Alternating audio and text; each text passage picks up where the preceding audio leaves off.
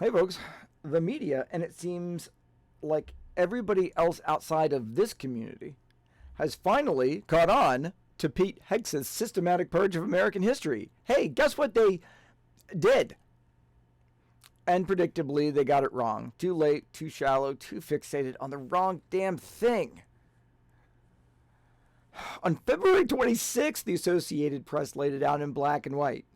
It was announced publicly, this digital content refresh. The Department of Defense erasing anything that doesn't serve a white, cisgender, male narrative.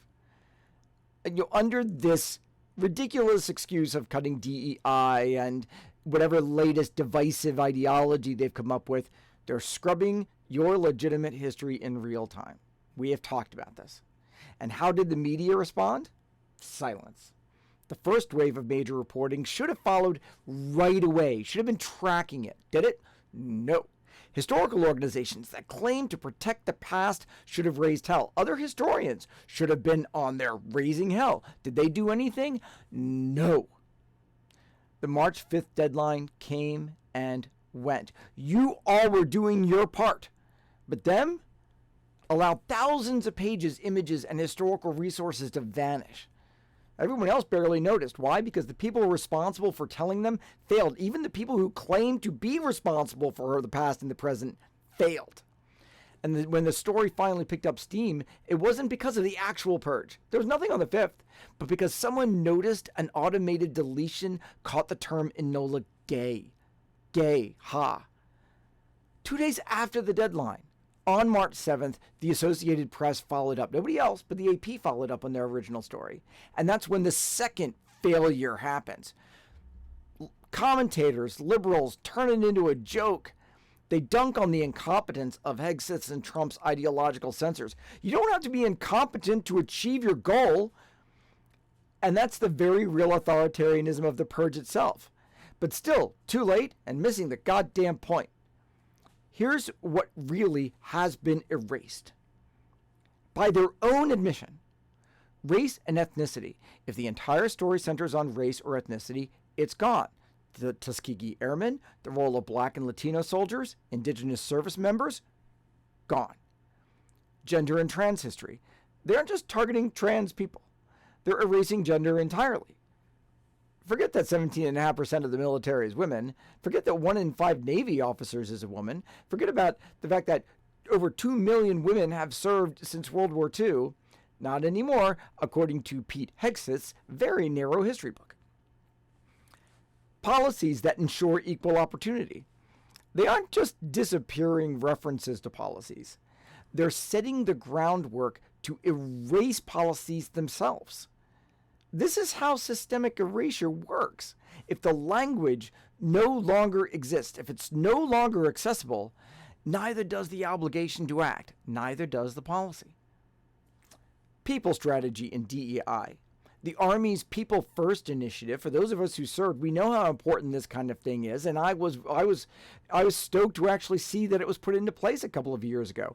It was designed to ensure retention and readiness by supporting service members and their families. But Hegseth calls that non-lethal bloat and wants it redirected to warfighters. You know what else is non-lethal? Healthcare, mental health support, education. The things that actually make a military strong, but not in the way these people want. We have heard a lot about observance months. Okay, that the identity months are dead at the Department of Defense. Hegseth said that a long time ago, because we've been at this now for years, it seems. Black History Month, of course, gone. Women's History Month, gone. Asian Pacific Heritage Month, gone. LGBTQ plus Pride Month, gone. Hispanic Heritage Month, gone. Native American Heritage Month, gone. But here is where it gets even more dicey. A specific target, this is a deliberate plan, folks. Firsts in history, anything that sets up anyone that's non-white for being exceptional. If it doesn't celebrate a straight white man, it's out. Sally Ride, the first female astronaut, is specifically noted, deleted. The first Black Medal of Honor recipients, disappeared. The entire African American firsts in Army history page, wiped. And if it's not gone yet, it's going to be. And then there's the wider net of censorship, the dragnet of censorship. 59 search terms being used to flag content include LGBTQ, as you might expect, and related terms like gay, but equal, respect, and somehow even history and historic, automatically suspect.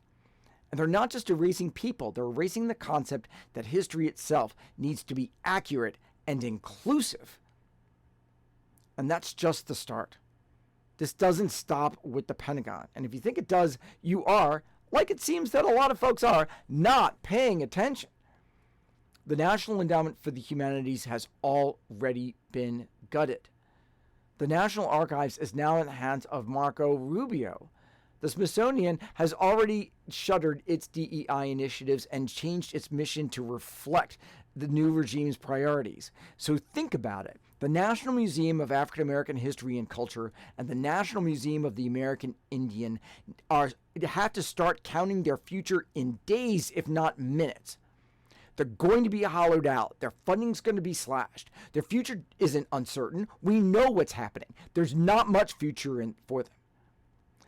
And these folks who are in charge are going to run the same playbook on the National Park Service, on the Library of Congress, and any federal institution that supports public memory, public access, or public accountability. And we see the trickle-down effect. Funding that was supposed to flow from the State Department to the World Monuments Fund is now causing the World Monuments Fund to actually halve all of its programming.